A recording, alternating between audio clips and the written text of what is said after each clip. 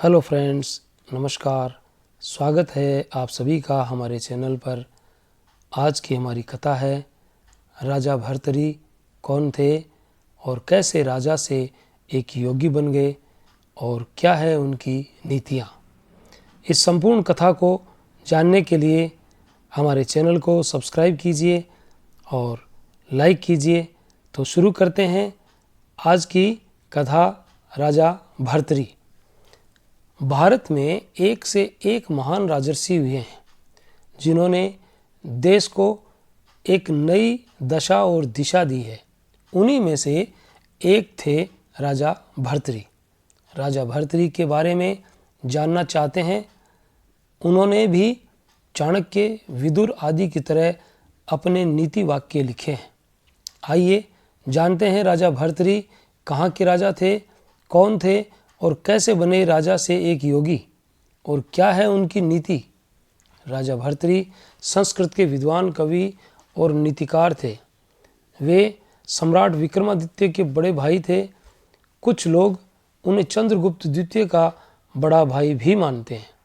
कहा जाता है कि वे एक घटना के बाद गुरु गोरखनाथ के शिष्य बनकर योग साधना करके योगी बन गए थे।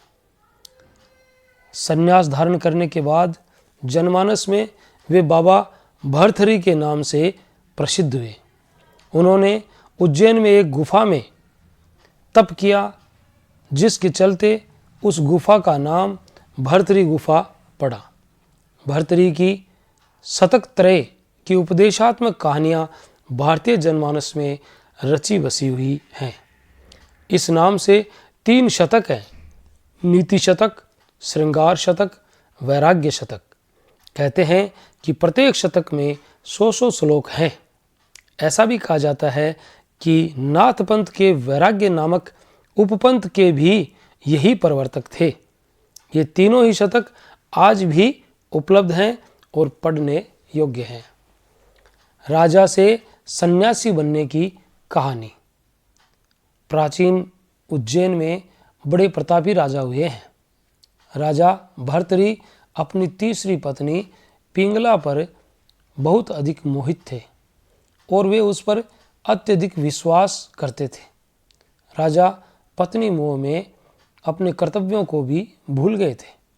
उस समय उज्जैन में एक तपस्वी गुरु गोरखनाथ का आगमन हुआ। गोरखनाथ राजा के दरबार में पहुँचे। भर्तरी ने गोरखनाथ का उचित आदर सत्कार किया। इससे गुरु अति प्रसन्न हुए और प्रसन्न होकर गोरखनाथ ने राजा को एक फल दिया और कहा कि ये खाने के बाद वह सदैव जवान बने रहेंगे, कभी बुढ़ापा नहीं आएगा, सदैव सुंदरता बनी रहेगी।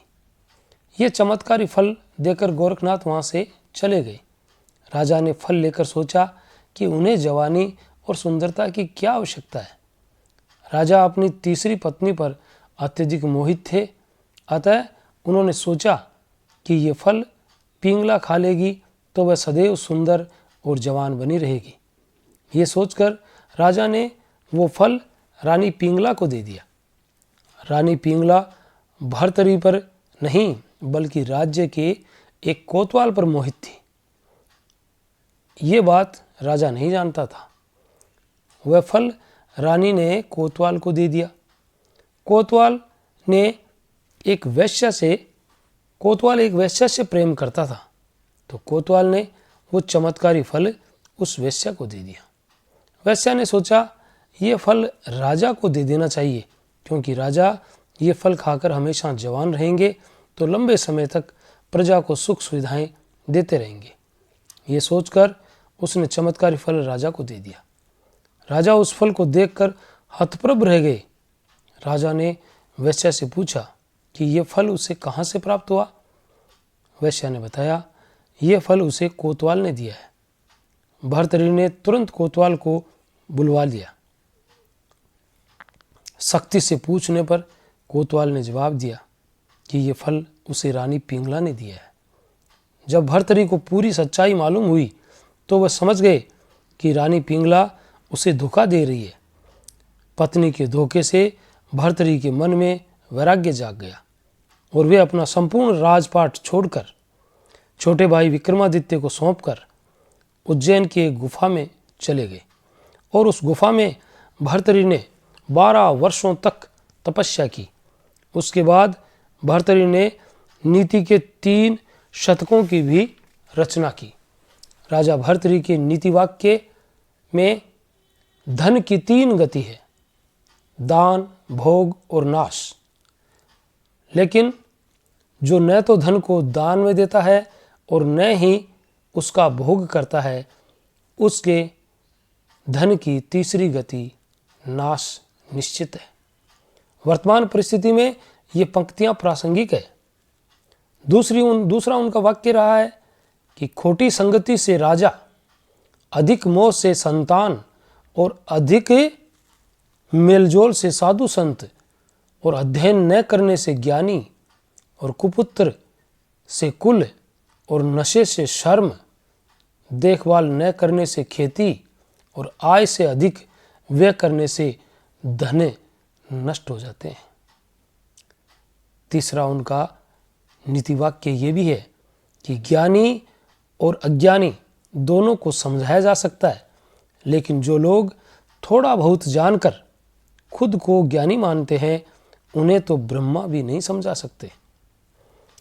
फिर एक चौथा उनका वाक्य है, जल से अग्नि को शांत कर सकते हैं, छाते से धूप, अंकुश से हाथी को और मंत्र से विष का, औषधियों से रोगों का निवारण हो जाता है, परंतु मूर्ख व्यक्ति के लिए कोई औषधि नहीं बनी है। एक और नीति वाक्य है, जो मनुष्य साहित्य, संगीत और कला में से अनभिज्ञ है, वह बिना पूंछ और सींग का पशु ही है। ये मनुष्य रूपी पशु बिना घास खाए ही जीवित रहता है और ये प्राकृत पशुओं के लिए सौभाग्य की बात है, अन्यथा ये पशुओं का चारा और घास ही समाप्त कर देता। ऐसे अनेकों नीति के श्लोक बाबा भर्तृहरि के शतक त्रय में उपलब्ध हैं, जो हमें जीवन में प्रेरणा देते हैं। ऐसी अनेकों प्रेरणादायक और शिक्षाप्रद कथाओं को सुनने के लिए हमारे चैनल को एक लाइक और सब्सक्राइब जरूर करें। Thank you for watching. धन्यवाद।